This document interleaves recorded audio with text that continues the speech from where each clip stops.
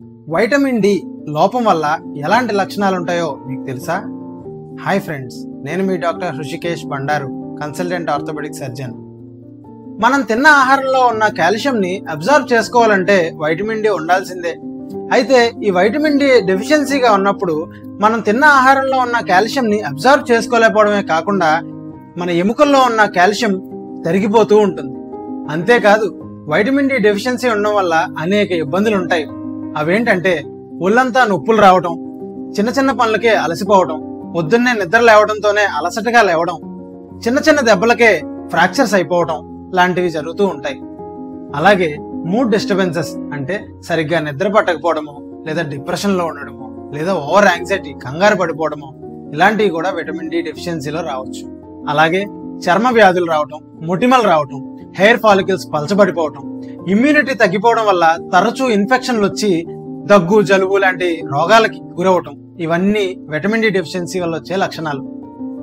దీనికి best example ఏంటంటే మొన్న వచ్చిన కోవిడ్-19. చాలా మంది లంగ్ ఇన్ఫెక్షన్స్ తో బాధపడ్డారు, కొంతమంది చనిపోయారు కూడా. రీసెంట్ స్టడీస్ లో తేలింది ఏంటంటే లంగ్ ఇన్ఫెక్షన్స్ తో ఇబ్బంది పడిన చాలా మందిలో విటమిన్ డి డెఫిషియెంట్ గా ఉందని.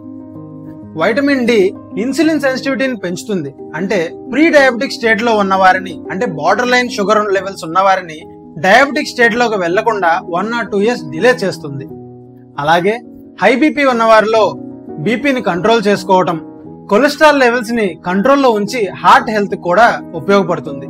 వైటమిన్ డి సరైన మోతాదుల్లో తీసుకోవడం వల్ల పేగు క్యాన్సర్, రొమ్ము క్యాన్సర్, ప్రోస్టేట్ క్యాన్సర్ లాంటి క్యాన్సర్ల నుంచి దూరంగా ఉండొచ్చు.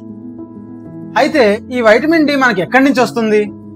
Point number 1, sunlight. Vitamin D మనంతట మనమే మన చర్మంలో ప్రొడ్యూస్ చేసుకోగలం. పొద్దున్న సాయంత్రం ఒక అరగంట సేపు మీరు సన్లైట్ లో మీ చేతులు, కాళ్ళు ఎక్స్పోజ్ అయ్యేలా, వీలైతే వీపు భాగం కూడా ఉండగలిగితే సన్లైట్ లో ఉన్న అల్ట్రావైలెట్ బి రేసు రావడం వల్ల మన చర్మంలో వైటమిన్ డి ప్రొడ్యూస్ అవుతుంది. పాయింట్ నెంబర్ 2, ఆహారం. మనం తినే ఆహారంలో ఫిష్ లో వైటమిన్ డి లెవెల్స్ చాలా ఎక్కువ ఉంటాయి.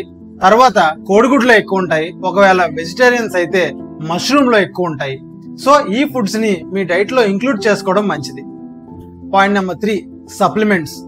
స్టాటిస్టిక్స్ ప్రకారం 80% ఇండియన్స్ లో వైటమిన్ డి డెఫిషియన్సీ ఉందని తేలింది.